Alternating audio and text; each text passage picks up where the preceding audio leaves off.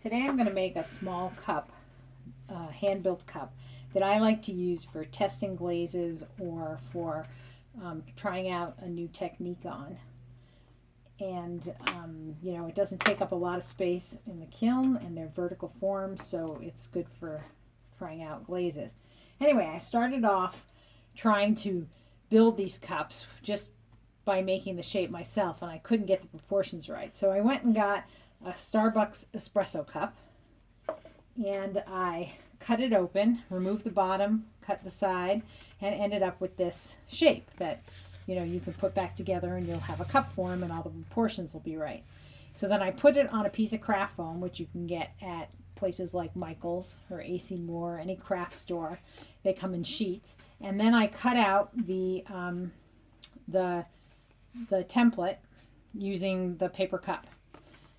So now I have this template that I can use, that when you put the walls, you know, put the sides together, it actually makes a cup with the right proportions. So you take so I have this slab that I've prepared. It's about somewhere between 1/8 and 1/4 of an inch thick. I rolled it out, and then I took my red rib and on both sides I smoothed out the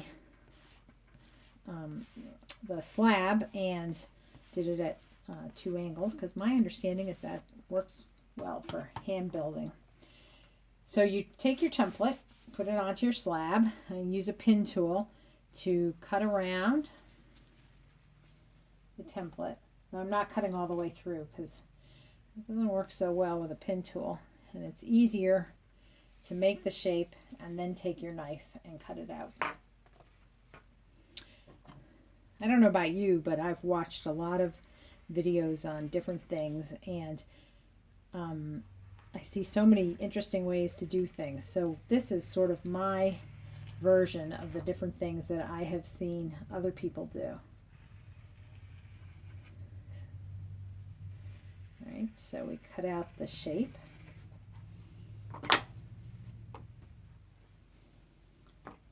Lift it off because it might stick a little.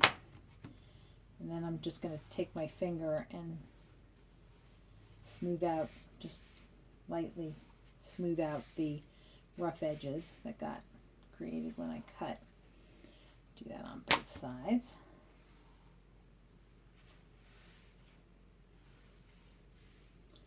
All right, and because this is going to be a cup, I want to have a lip that's nicer to drink out of. So just in case I ever turn it into something to drink out of. So I take a piece of plastic and put it along on the slab, and then with my finger I just rub back and forth at an angle, and that will create a I don't know what a lip, like you could do when if you were throwing it, but being that we're hand building, this is one way to create that. I don't know if you can see it, but the lip. So now we have to remember that that is the inside of the cup. So the next thing we want to do, because if you were to take this now and just overlap the sides, you're going to end up with this one section that's really fat.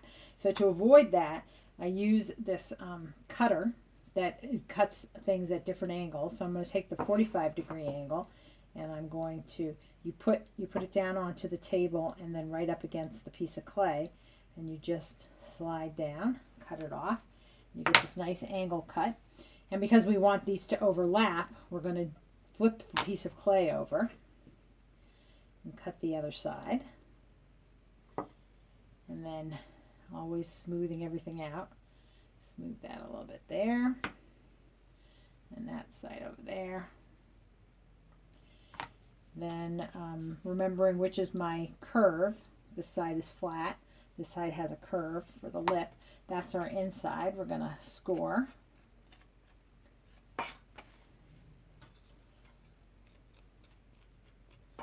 And put slip on both sides.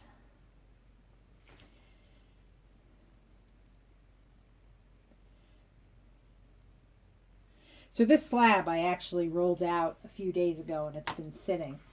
So it's still very soft, but it's not right out of the bag. I'm sure you could do this right out of the bag, but I just didn't happen to. Makes it slightly less floppy. So now I'm going to take it and connect from top. I like to connect the top and the bottom. And then, I don't know if I can show you the sides, it will just, the edges will just overlap nicely.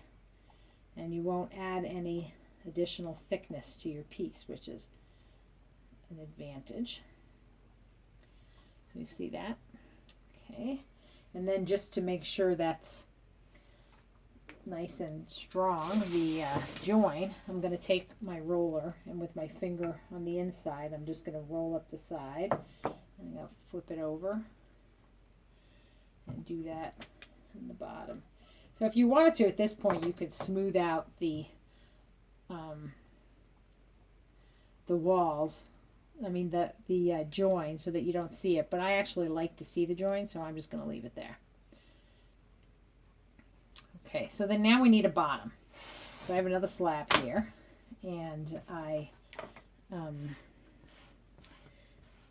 going to do the same thing where I do that to both sides. This also gets rid of any texture you might have gotten from rolling out whatever you rolled it out on. So I have this set of rings, which is great. A bunch of different size rings, cookie cutters. And I found one that's the right size for the cup shape that I'm making. So I'm just going to put that off because we don't want it to stick. Cut out a ring. And the good thing is this ring is very close to the size of the cup, but it's so close that I'm going to just roll it out just a tiny bit so that I have a little bit of overlap. So I'm going to rotate it and roll just a few times so I can maintain the roundness. Okay. And then I'm going to smooth out my edges.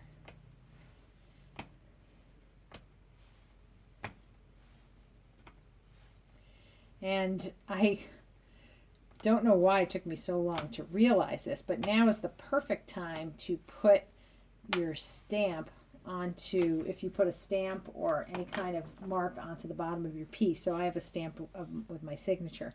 So I'm just going to do that now so that I don't have to do it after I've attached the cup.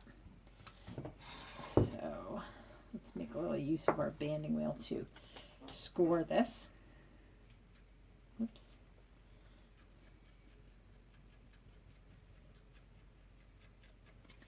And then slip.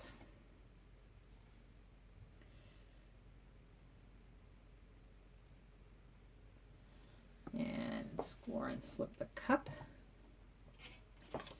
So the only negative of these cups is it's really hard to get them to stay completely round. So you could choose to, square the whole thing if you wanted to, or just hope that the round might actually stay if you dry it slowly. And that's what I usually do, because I like the idea of it being round, but it's never perfectly round. All right, so just to help it along, I'm going to try to get this as round as possible. And I take my little slab circle and I jiggle it around a bit until I feel it not moving anymore. So then I have it's sticking. Put it in the center of my banding wheel, and I take my roller and I go on, flat, and then I curve it over. Flat and curve it over.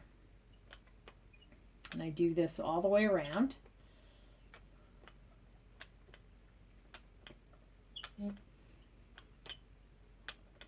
Okay, and then I just, to get a good, excuse me, join, I then roll the edge.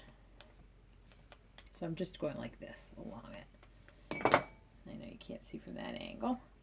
And there we go. So now we have our little cup. And I like to add a little decorative thing to it. I will take three little, softer clay, 3 little buttons. So 3 little bits of clay. and I'm not very careful in making my little bits because I'm actually going to use a stamp, bisque stamps that I've made to attach them and put a little pattern on each one of these. So basically I'm just trying to get a circle, and then I'm going to score in 3 places and score my 3 little balls that are not very round, and then slip and slip these, kind of jiggle them a little as I put them on to give a good seal.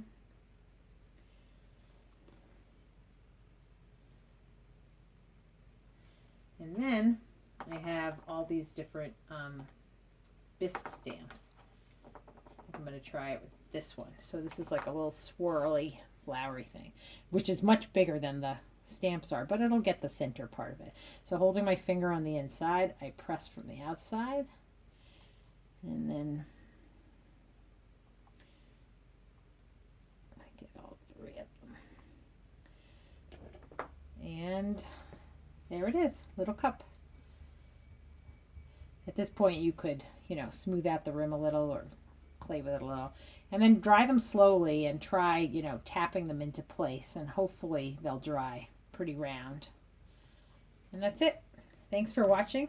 Hope you enjoyed it, and I'll see you next time.